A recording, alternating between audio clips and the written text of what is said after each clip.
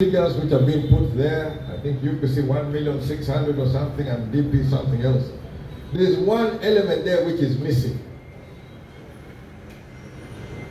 In 1980, UPC had several unopposed seats. And majority of those seats were in Lango. And when you have unopposed in a parliamentary democracy, you don't vote. So if somebody wants to do the figures, you include all the voters in Lango or those figures of your 1 million whatever, and it will be clear. UPC won the 1980 elections. So we can't have it two ways, saying that, oh, UPC did win. Because another issue we can go to is the 1961 election. In the most populous area, people are being elected with 800 votes because of a very successful boycott. UPC losing that election won a popular vote by far, but used political means to address the question. So when we have elections, and interpreting what happened in those elections is very important. What happened in 1980, Lango voted before the election, wholeheartedly for UPC.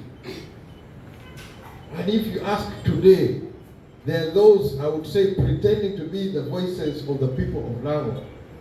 But honestly, I went into this election, one hand tied behind my back, my feet tied together. I had a boot on my neck.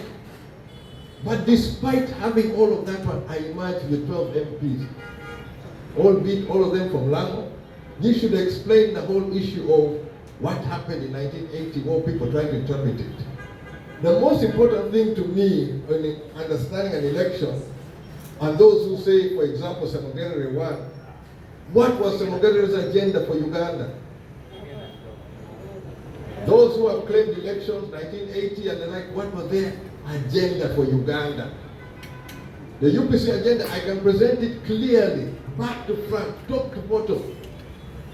What about these other people who say they won elections? The ones who want to speak for the people of Lango, the ones who want to speak for the people of Uganda, what was their agenda? In this election, Jimmy Akena UPC came in with an idea that we can create an environment whereby we have to talk by default. But that meant securing enough votes to become a significant player. And when I made that issue, when I was reaching that point, I cannot reach there without an agenda. I must have a clear agenda. I cannot stand in front of the country and have nothing to say. I must come with an agenda.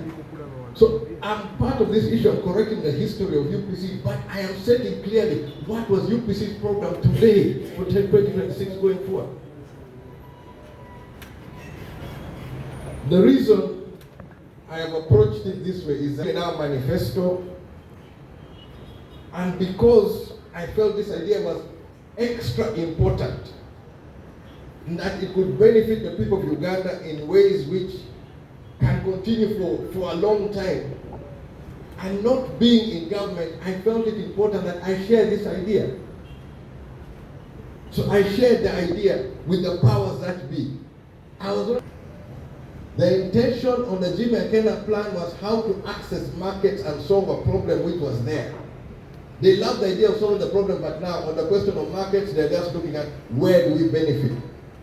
Jimmy Akena's plan for UPC included Barara Airport, yes.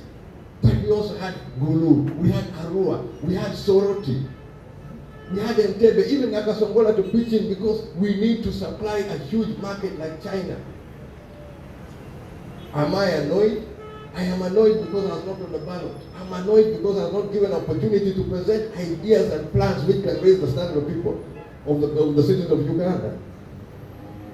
This has disturbed me. Another disturbing issue which took place last week, I think it was last week, when the president wrote his letter.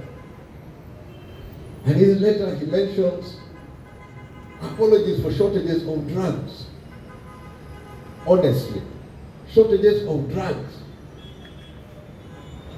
What drugs are we talking about? When you have somebody who is on high blood pressure medicine, when you don't have your drugs, what risk are you putting the people to?